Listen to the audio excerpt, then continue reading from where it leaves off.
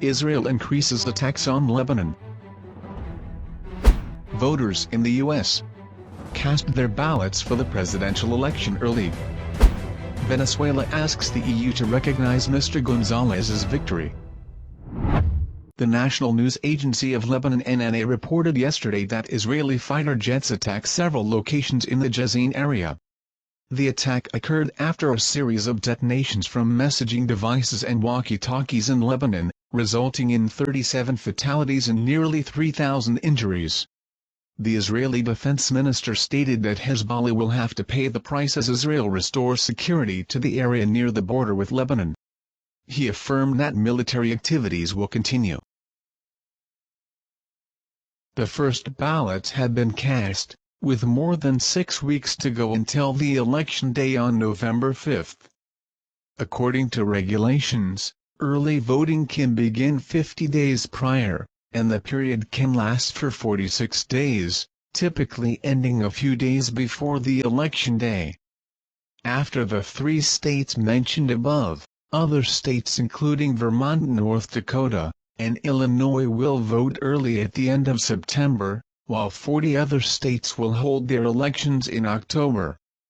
Regarding the election, on the same day, the No Commitment movement, which originated in Michigan, announced that it would not support Kamala Harris, the Democratic candidate, as she did not commit to meeting with Palestinians in the state, nor to advocating for a ceasefire in Gaza.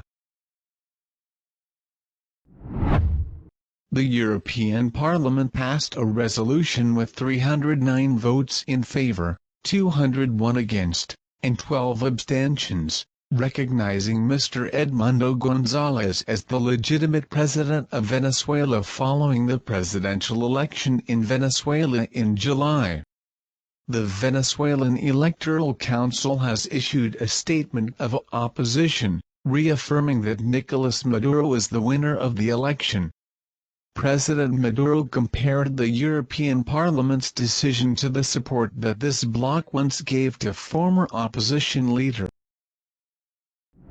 The latter, seen by international media, said the targeted devices were professionally booby-trapped before arriving in Lebanon and were detonated when they received an email, blaming Israel for the attacks.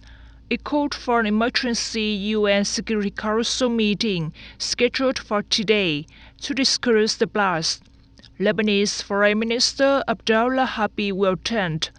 PAGERS and walkie-talkies used by Hezbollah exploded over 2 days, killing 37 people and injuring nearly 3,000. The explosions, which took place in supermarkets, on the streets and at funerals, have sent Lebanon into panic. In a related development, Bulgaria's security service said it was investigating Northern Global after media in Bulgaria and Hungary reported that the Soviet-based company has sold the devices to Hezbollah.